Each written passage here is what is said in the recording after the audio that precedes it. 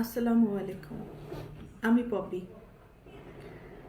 দীর্ঘ ২৮ বছর চলচ্চিত্রে কাজ করেছি, অনেক সুনামের সাথে, সম্মানের সাথে।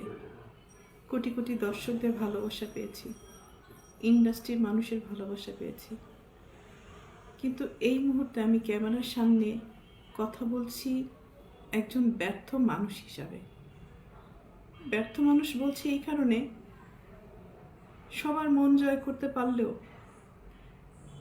দীর্ঘ ২৮ বছর আমি যাদের জন্য কাজ করেছি, যাদেরকে এই হাতে লালন পালন করেছি, তাদের কাছে আমি অযোগ্য একজন মানুষ। তাদের মন মতো চলতে পারিনি, তাদের মনের মতো করে নিয়ন্ত্রিত হতে পারিনি। হয়েছি, একসময় হয়েছি, কিন্তু এখন হতে পারি না। তার করে বলেছি আমি একজন ব্যর্থ মানুষ। একটা মানুষ তো সবসময় সবার কাছে ভালো হতে পারে না, সব সময়ের জন্য ভালো হতে পারে না। আমি যখন ইনকাম করেছি, দু হাতে দিতে পেরেছি, লুটাতে পেরেছি, তখন আমি আমার পরিবারের কাছে অনেক প্রিয় একজন মানুষ ছিলাম। এখন দিতে পারি না হয়তো তাদের প্রয়োজন অনুযায়ী, যার কারণে আমি এখন তাদের কাছে গলার কাটা, শত্রু এবং অপছন্দের একজন মানুষ। দীর্ঘ 2 দিন যাবৎ আমি আসলে দেখলাম যে আমার পরিবার কতটা নিচে নামতে পারে, কতটা হীন পরিচয় দিতে পারে, কত হিংস্র ব্যবহার করতে পারে, কত নোংরা শব্দ ইউজ করতে পারে। সাথে আমার মিডিয়া, তারাও আমার একসময় চলার পথের সঙ্গী হিসাবে কাজ করেছে। মিডিয়ার কাছ থেকে সবসময় আমি সহযোগিতা পেয়েছি, ভালোবাসা পেয়েছি, সাপোর্ট পেয়েছি। কিন্তু আমার পরিবারের কয়েকটা মানুষের মিথ্যা কিছু কথাবার্তা, মিথ্যা অভিনয়, মিথ্যা নাটক, মিথ্যা অভিযোগ বলার সাথে সাথে যে মানুষগুলো আমাকে সব থেকে বেশি চেনার কথা, জানার কথা, সাপোর্ট করার কথা, সেই মানুষগুলো ওই মানুষগুলো আমার পরিবারের মানুষগুলোর কথা অনুযায়ী আমাকে ভুলভাবে আমার দর্শকদের কাছে বলেন, বাংলাদেশের মানুষের কাছে খুব বাজেভাবে উপস্থাপন করেছে। তো এর থেকে দুঃখজনক আর কিছুই হতে পারে না। যাদের জন্য কাজ করেছি আজকে তারা কেউই আমার না। এই জন্য হয়তো আল্লাহ বলে, যার যার জীবন হিজ হিজ হুজ হুজ, কিয়ামতের মাঠে কেউ কাউকে চিনবে না। তো একটা মেন পয়েন্টে আসি। আজকে যে অভিযোগগুলো আমার মা আর বোন করছে, খুব স্ট্রংলি আমি প্রতিবাদ করলাম। এর পুরোটাই মিথ্যে, বানোয়াট, এবং তাদের স্বার্থ উদ্ধার হয়নি বলে আজকে সত্য একটা জিনিসকে অসত্য বলে প্রমাণিত করার চেষ্টা করছে। আমি একজন শিল্পী মানুষ, আমি কি ভূমিদস্যু? আজকে যাদেরকে আমি এই 2 হাতে ছোটবেলার থেকে লালন পালন করেছি, যাদেরকে আমি মানুষ করেছি, আমার জীবনের অনেকগুলো সময়, সুন্দর একটা সময়, প্রতিটা মানুষের একটা সুন্দর সময় থাকে নিজের জীবন উপভোগ করার সময়। সেই সময়টা আমি তাদের জন্য ব্যয় করেছি, তাদের পিছনে ব্যয় করেছি, তাদেরকে মানুষ করার জন্য। কারণ আমার বাবা মায়ের সন্তান আমার সন্তান না, কিন্তু আমার তারা কিন্তু আমার দায়িত্ব না। তারপরেও আমি আমার ভাই বোনদেরকে নিজের সন্তান হিসেবে লালন পালন করেছি, দায়িত্ব পালন করেছি। নিজের ভবিষ্যৎ, নিজের ভালো লাগা, মন্দ লাগা অনেক কিছুই বাদ দিয়ে দিয়েছি শুধু আমার ভাই বোনদেরকে মানুষ করার জন্য। কিন্তু এখন এসে দেখলাম মানুষ তো হয়নি, হিংস্র কিছু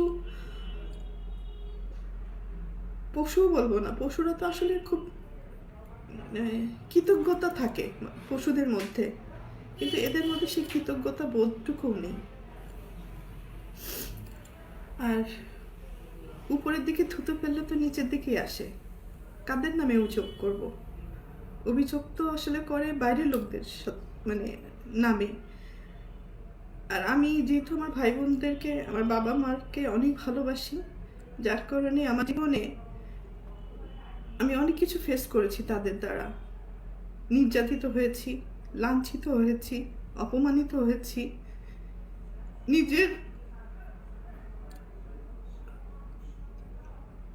এত বছর যে আমি ইন্ডাস্ট্রিতে ইনকাম করেছি, তারা আমার সাথে বেইমানি করেছে। আমার সমস্ত অর্থ আমার কাছ থেকে নিয়ে নিয়েছে। আমার টাকা দিয়ে কেনা সয় সম্পত্তি কোনো কিছুই আমার নামে ছিল না, আমার প্রত্যেকটা ভাই বোনের নামে ছিল। আমার অ্যাকাউন্টগুলো শূন্য ছিল এবং আমার গাড়ি, শুধু আমার দেহটা ছাড়া আমার কোনো কিছুই আমার ছিল না। সব কিছুই তাদের আন্ডারে ছিল। আমিও তাদের আন্ডারে ছিলাম। তো একটা পর্যায়ে এসে মানুষের জীবনে বেঁচে থাকার জন্য কিছু না কিছু প্রয়োজন হয়। তো বেঁচে থাকার মতো শুধু আমার জানটা ছিল হয়তো। তো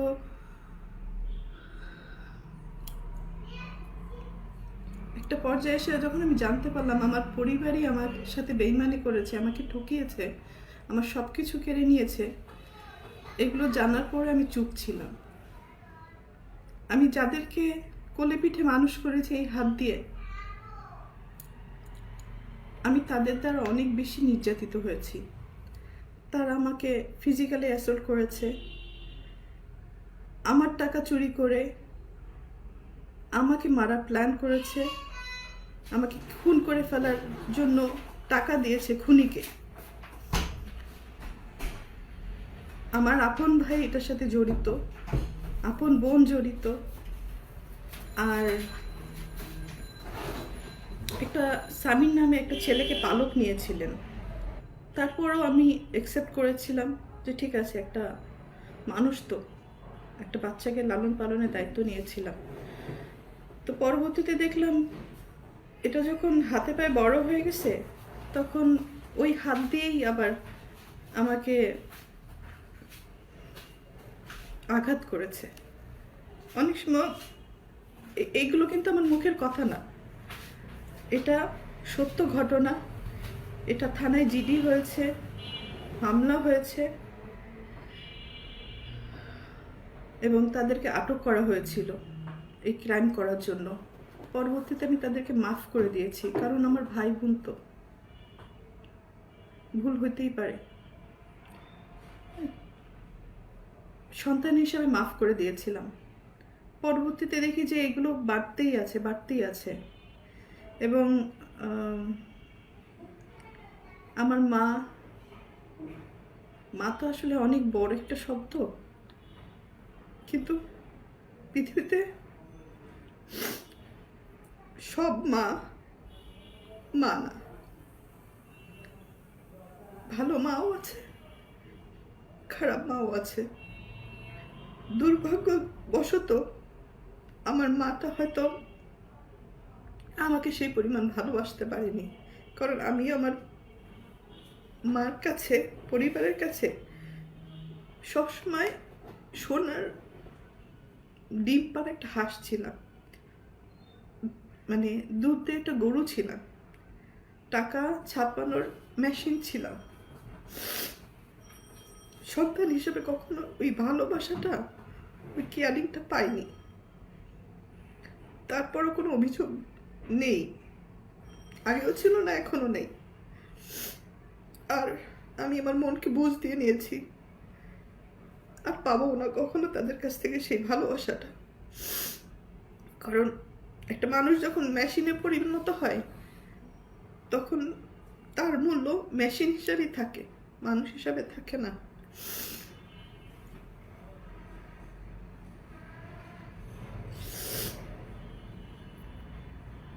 তো যাই হোক, আমার বাপ মা আমাকে আমার সাথে অনেক বড় বিশ্বাসঘাতকতা করেছে। আমার সমস্ত টাকা পয়সা আমার বোনের অ্যাকাউন্টে শিফট করেছিল। তো তারপরে আমি কিছু বলিনি।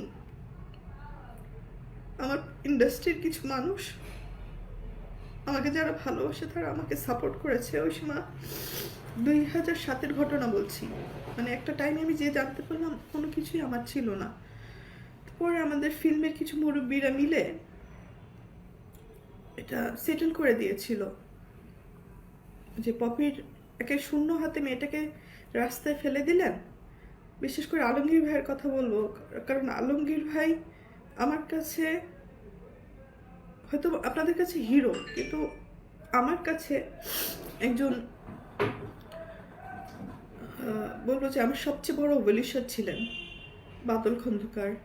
আরও আছে, আরও অনেক কাছের মানুষ আছে, তারা এই প্রবলেমগুলো ভিতরে ভিতরে জানতেন এবং ওনারা